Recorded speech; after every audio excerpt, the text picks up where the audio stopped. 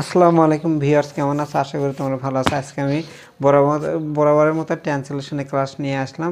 কিভাবে কঠিন বাক্যগুলো সহজে ট্রান্সলেশন করা যায় সে বিষয় নিয়ে তোমাদের সাথে আমি আলোচনা করব। আজকে দেখো, আমি 4টা বাক্য লিখছি।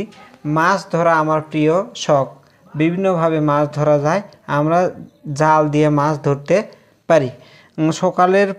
সকালে পরিবেশ কোলাহলমুক্ত ও শান্ত থাকে। এখন দেখো, এই বাক্যের ক্রিয়া শেষে ভার্ব নেই, এই বাক্যের শেষে ভার্ব নেই। এটাতে ধরা যায়, এখানে আছে পারি, ধরতে পারি, এখানে আছে থাকে, এখানে আছে, এই বাক্যটাতে নেই। আমরা কি শিখছি? যদি কোনো বাক্যের মধ্যে মূল ভার্ব না থাকে, বাক্যের শেষে যদি ভার্ব না থাকে, তো সেক্ষেত্রে আমরা নিব হলো এম, ইজ, আর, এই তিনটার যে কোনো একটা। আর এটা গত ক্লাসে আমরা শিখছি, কোনো ক্রিয়ার সাথে যদি আকার থাকে, কি থাকে? আকার, মানে এরকম আকার যদি থাকে, তাহলে সেক্ষেত্রে আমরা নেব হলো ওই ভার্বের সাথে আমরা কী যোগ করব? আইএনজি। কী যোগ করব? আইএনজি। তাহলে মাছ ধরার সাথে কি আছে?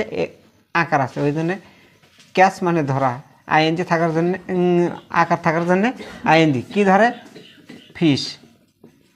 এখন দেখো, ক্যাচিং ফিশ, প্রিয় শখ। কার প্রিয় শখ? আমার। হয়, এখানে আছে হলো মাছ ধরা হয়, হয়ের ইংরেজি হলো ইজ, আই থাকলে এম, আর বহুবচন থাকলে আর। আচ্ছা, মাই প্রিয়র ইংরেজি হলো ফেভারিট।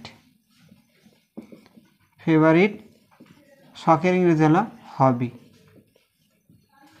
আচ্ছা, তারপর দেখো, বিভিন্নভাবে মাছ ধরা যায়। এটা হলো প্যাসিভ ভয়েস। এটা কি ভয়েস? Passive voice.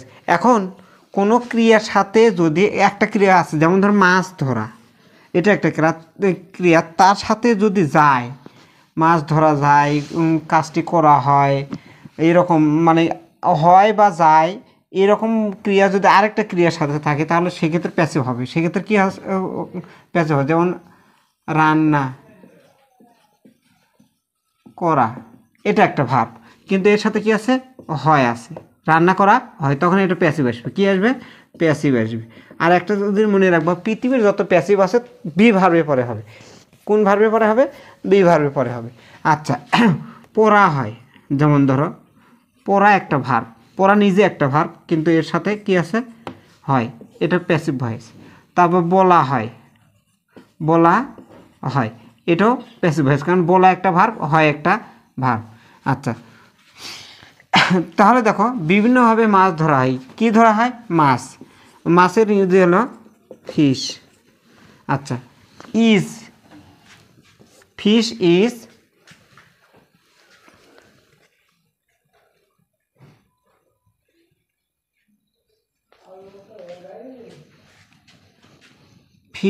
ইজ কট। বিভিন্নভাবে, দেখো আমি কি বলছি, আনকাউন্টেবল নাউন, ওই জন্যে ইজ।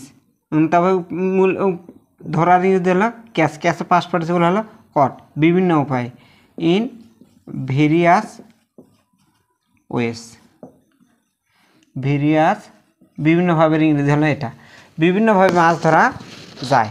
আচ্ছা, অথবা ধরা হয়, একই ইংরেজি চলে আসবে। আমরা জাল দিয়ে মাছ ধরতে পারি।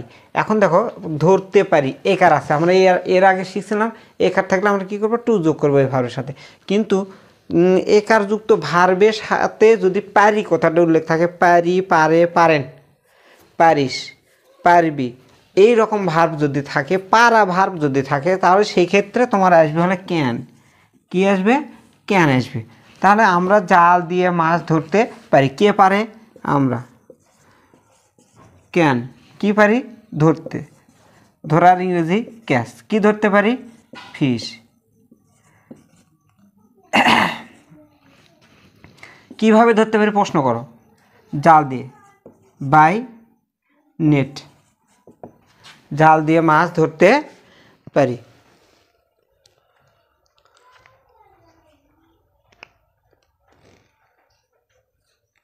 আচ্ছা, তারপরে দেখি, এখানে বড়শি দিয়েও হতে পারে, হুক,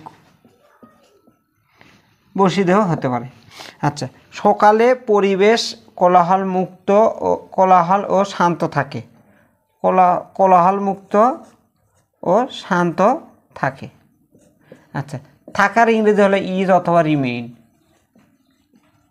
আচ্ছা, রিমেইন দিলে এস দিতে হবে। সকালে পরিবেশ কি ভালো থাকে, কি শান্ত থাকে? পরিবেশ, দি এনভায়রনমেন্ট। এটা সকালে হলে অ্যাডভার্ব শেষে যাবে,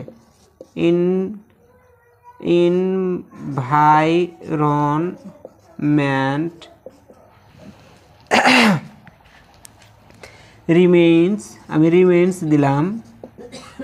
কেমন থাকে? কোলাহল মুক্ত, নয়েজ ফ্রি মানে কোলাহল মুক্ত, অ্যান্ড কাম। কখন?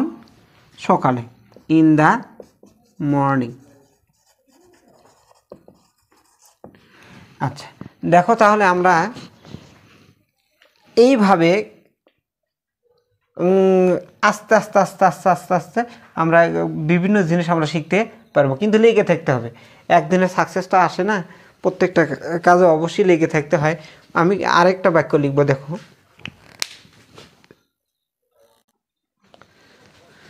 দেখো ভিউয়ার্স, আমি আরও দুটো বাক্য লিখছি।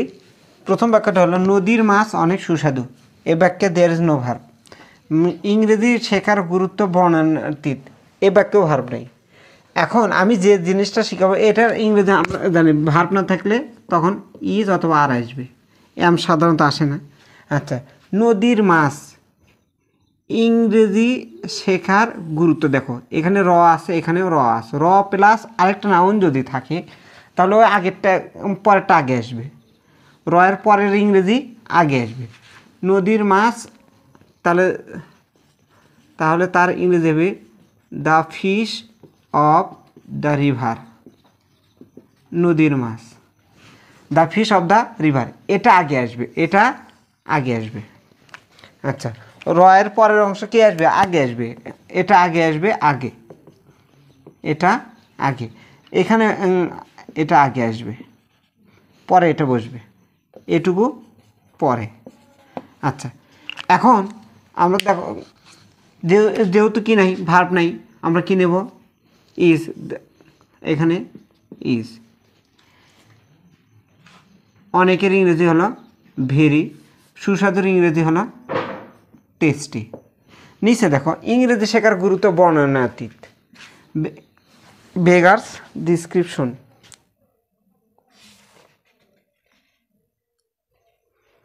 বেগার্স ডিসক্রিপশন বর্ণনাতীত। এর ভার্ব আছে, সরি এটার ভার্ব আছে। বেগার্স ডিসক্রিপশন, এটা হলো বর্ণনাতীত।